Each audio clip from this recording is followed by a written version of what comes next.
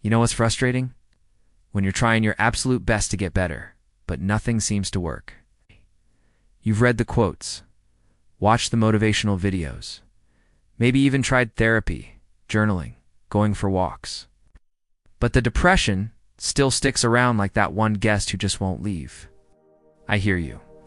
So today, I want to share 3 real, practical ways that people have actually used to pull themselves out of depression. These are raw, honest things that worked for real people. I promise they might just work for you too. No. 1. Start small. When you're depressed, the world feels heavy. Every little thing takes so much effort. So start small. Make the bed, take a shower, put on an outfit, go for a walk. Do the little things that make you feel human. Number 2, connect with others. Reach out to a friend, family member, or therapist. Talking about how you feel can help you process your emotions and feel less alone. No. 3, focus on gratitude. Depression can make you feel hopeless, but try focusing on the things you're grateful for each day. Write them down, say them out loud. Gratitude can shift your perspective and bring you out of that dark place. And hey, if you've ever found something that helped you, please share it in the comments, because you never know who needs to hear it today. You know, one of the biggest lies depression tells you is this: if you can't do it all, then don't bother doing anything. And we believe it because honestly, everything feels hard when you're down. Showering feels hard.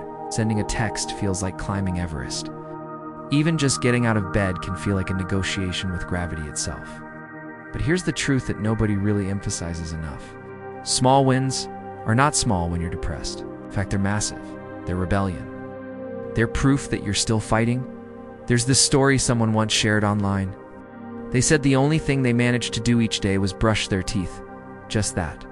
No journaling, no gym, no meditation routine.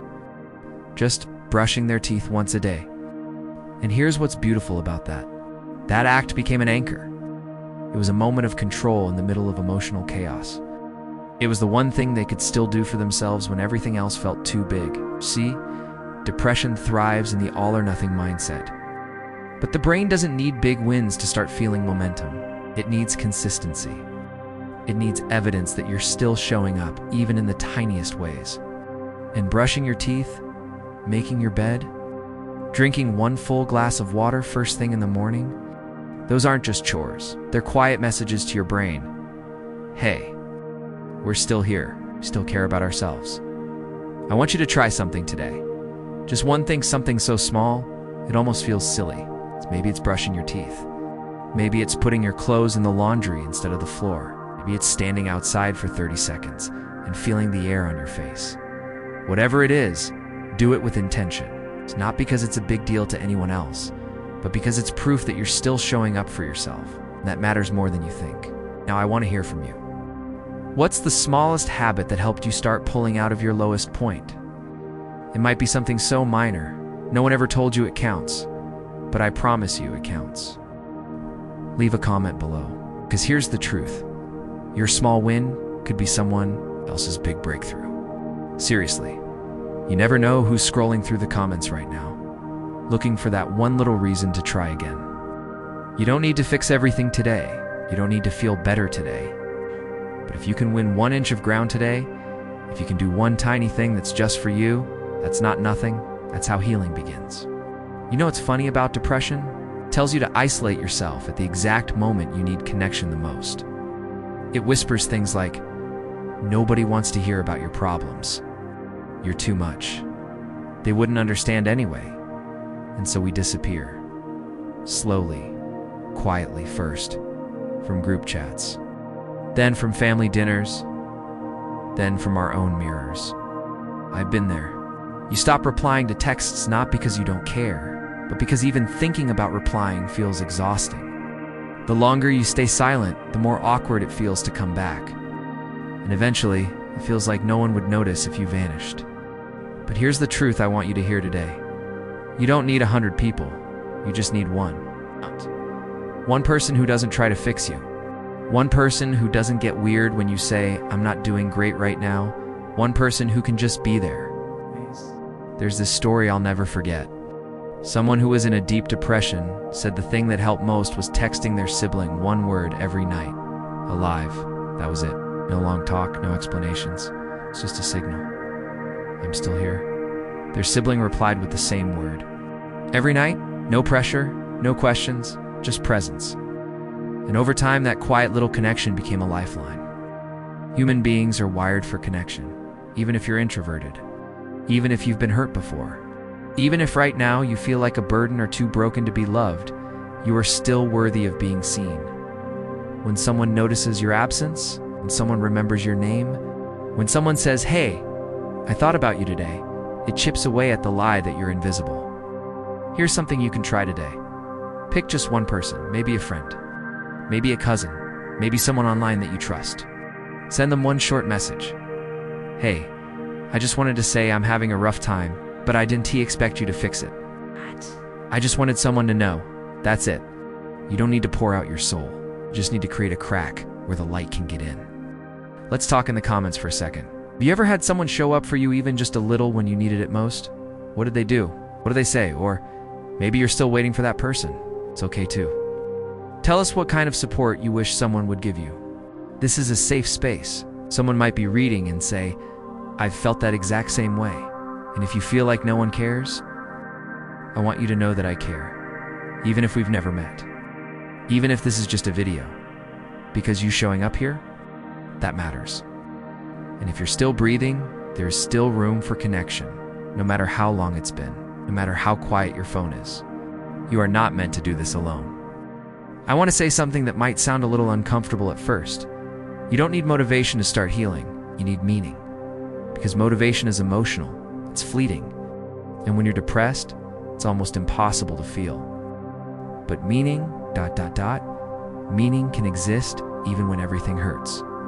Here's where most people get stuck. They wait. Wait until they feel ready. Wait until they feel strong enough. Wait until they feel like they deserve to try.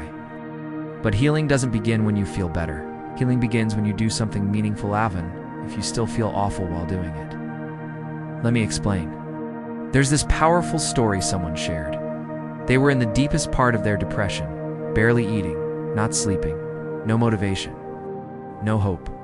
But there was one thing they started doing: feeding stray cats outside their apartment. Every night, rain or shine. They didn't do it because it made them feel good. They did it because it gave them something to show up for, a reason to move, a moment of usefulness. And that tiny act of meaning began to rebuild their sense of worth. Not because they fixed themselves, but because they mattered to something, to someone. Meaning gives you direction even when you don't have energy. It helps interrupt that cruel voice in your head that says you're worthless. You don't contribute. No one needs you. So when you take care of something, even something as small as a plant, or replying kindly to someone's comment, writing one line in a journal for your future self, that matters. It's a crack in the armor of depression. Purpose. Watering one plant every morning. Volunteering once a week at a local shelter. Writing anonymous letters of encouragement online. Making breakfast for someone else in the house. Starting a playlist that lifts someone else's mood. None of these require joy, they just require movement with meaning. Now, I want to hear from you. What's one thing, no matter how small, that gives your day a little bit of purpose? It could be your dog. It could be your younger sibling. It could even be your favorite video game that helps you escape just long enough to breathe.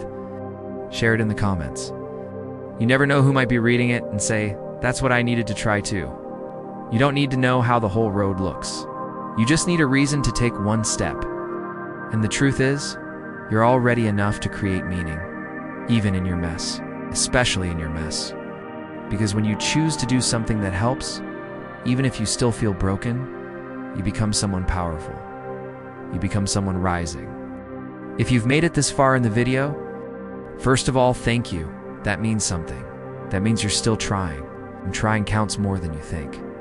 I know there's a voice in your head that says nothing will change. This is just how your life is now. The weight you're carrying will never go away. But listen to me. That voice is lying. Most people don't talk about how depression feels like exhaustion, not just sadness. Exhaustion from pretending. Exhaustion from hoping and being let down. Exhaustion from carrying yourself every single day when it feels like no one sees how heavy that is. You are not broken. You're exhausted from surviving. And what you need isn't to be fixed, it's to be held, heard, given space to heal. There is no shame in needing help. There is no shame in taking medication. There is no shame in asking for a therapist. There's no shame in saying, "I'm not okay." You wouldn't feel ashamed asking for help if you had a broken leg. So why do we feel ashamed when it's our soul that's in pain? Please, if you're watching this and you've been silently suffering, say something to someone, even if it's just in the comments below. This might be the safest space you've had in a long time. Tell me how you're feeling right now. Not a fake answer, a real one. This is your space, your moment. What's one thing you wish people knew about your struggle with depression? Or if you've been through it and made it out the other side? What's one thing that helped you hang on when you were about to give up? Your story could save someone, literally. Your comment could be the one that stops someone from giving up tonight. You're not lazy, you're not weak, you're not a failure. You're in pain, and pain has a way of making everything feel impossible. But here's what's still true. You are needed, you're not alone. And healing is possible even if you don't believe that yet. Until then, one tiny win. One small connection. One quiet purpose. That's enough for today. And today's enough.